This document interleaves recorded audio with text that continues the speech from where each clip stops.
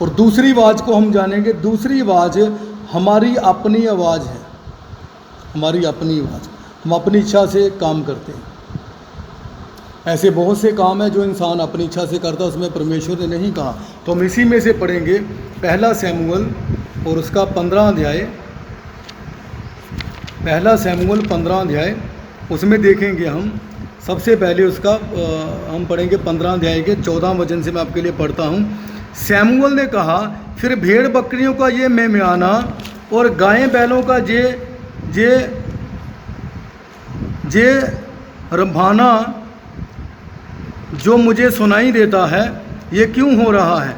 शाऊल ने कहा, वे तो अमालेकियों के यहाँ से ले आए हैं, अर्थात प्रजा के लोगों ने अच्छी से अच्छी भेड़ बकरियाँ और गायें बैलों तेरे परमेश्वर यहोवा के लिए बलि करने को छोड़ दिया, और बाकी सबको हमने सत्यानाश किया।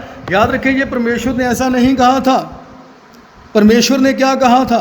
परमेश्वर ने कहा था सभी के सभी को नष्ट कर दो। इसका आप पढ़ना चाहिए 3 वचन से। इसीलिए अब जाकर तू अमालेकियों को मार और जो कुछ उनका है वो बिना कोमलता किए नष्ट कर। क्या पुरुष, क्या स्त्री, क्या बच्चा, क्या दूध पीता, क्या गाय बैल भेड़ बकरी, क्या ऊंट, क्या गधा, सबको मार डाल। ये परमेश्वर की आवाज़ थी।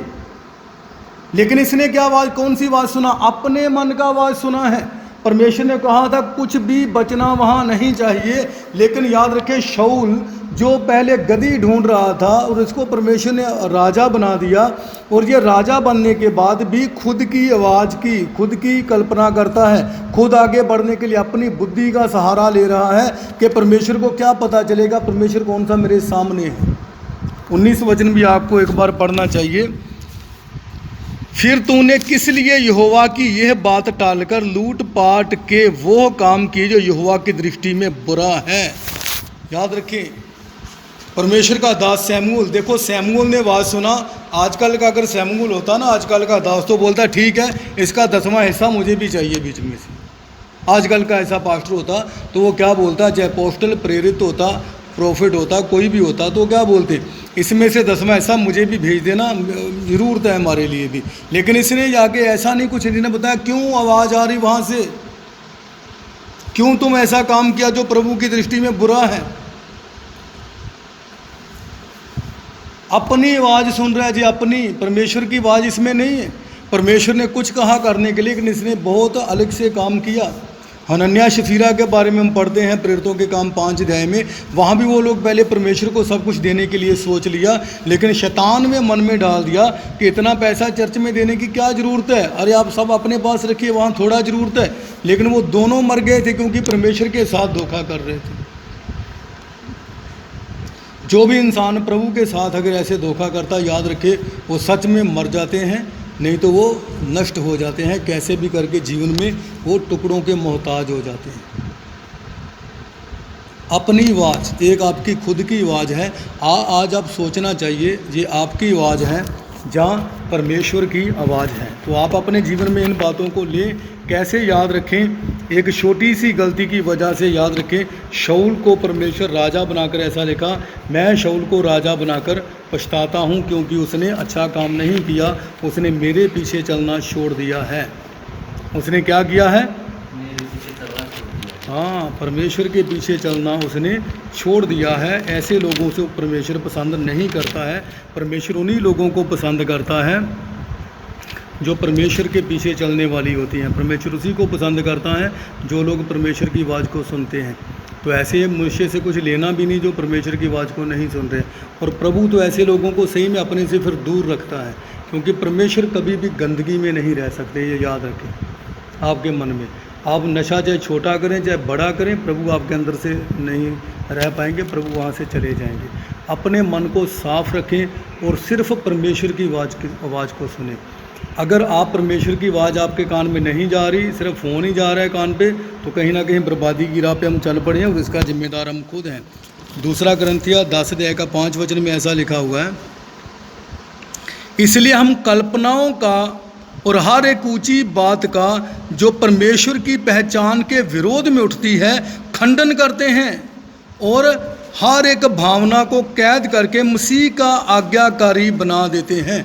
ये परमेश्वर की आवाज़ को सुनने के लिए सबको पहले आपको ये करना पड़ेगा। फिर से आप इस वचन को ध्यान से पढ़ लीजिए, ये आपके लिए बहुत ही ज़्यादा लाभकारी है। यहाँ पर परमेश्वर का दास पौलुस बताता है, इसलिए हम कल्पनाओं का, बहुत सी बातें हमारी सिर्फ कल्पना होती है, उसमें होता कुछ भी नहीं है। ऐसे ही मन के वो ख्याल है हमारे, ख्याली पुलाव बोलते हैं, बस बैठ के बनाते रहते मन में कुछ भी। इसलिए क्या लिखा है, इसलिए हम कल्पनाओं हाँ, इसलिए हम कल्पनाओं का और हर एक ऊंची बात हर एक ऊंची बात का, कल्पनाओं का भी और हर एक ऊंची बात, हमारे बातें बहुत बड़ी बड़ी होती हैं। मैं परमेश्वर में इतना करता हूँ, मैं इतना हूँ, ये हूँ, वो कुछ नहीं। 90% हो चाहे 95, चाहे आप कुछ भी हो, वो तब तक मायने नहीं रखता जब तक आप ऊंची बातों का खंडन नहीं कर रहे हैं जीवन से। ऐसा बड़ी बड़ी बातें बोलने से लोग खुद को बहुत बड़ा बताते हैं, प्रभु ने मुझसे बात किया, लेकिन उसके बाद में जीवन उनका बिल्कुल बेकार होता है।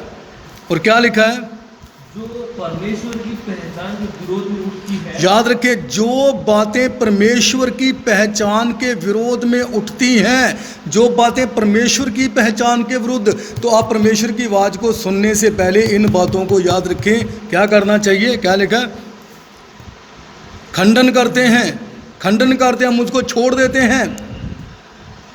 ये बातें नहीं चाहिए हमारे बीच में, कल्पनाएं की बातें नहीं, ऊंची बातें नहीं। मैंने पहले बताया क्या करना चाहिए, हमें नम्रता के साथ रहना चाहिए। और क्या लिखा है, और हर एक भावना को कैद, हर एक भावना को कैद करके, तो अपनी भावनाओं को सबसे पहले कैद करें।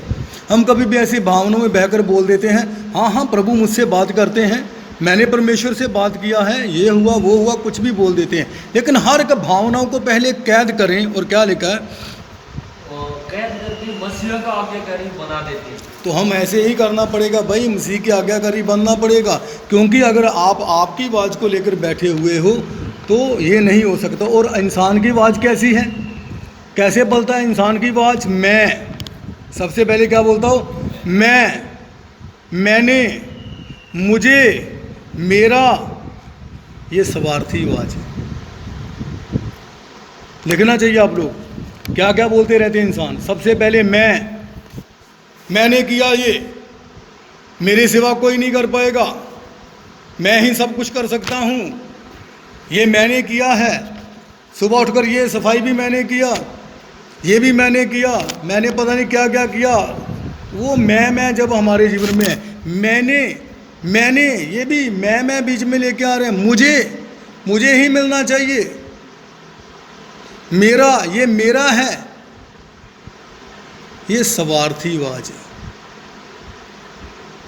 तो ये याद रखें, स्वार्थी आवाज़ है। लेकिन परमेश्वर की आवाज़ सुनना है तो ये सब बातें, कल्पनाओं और ऊंची बातों का जो परमेश्वर के विरोध में उठती हैं, पहचान के विरोध में उठती हैं, उनका खंडन करें सबसे पहले, उनको जीवन से हटाएं सबसे पहले।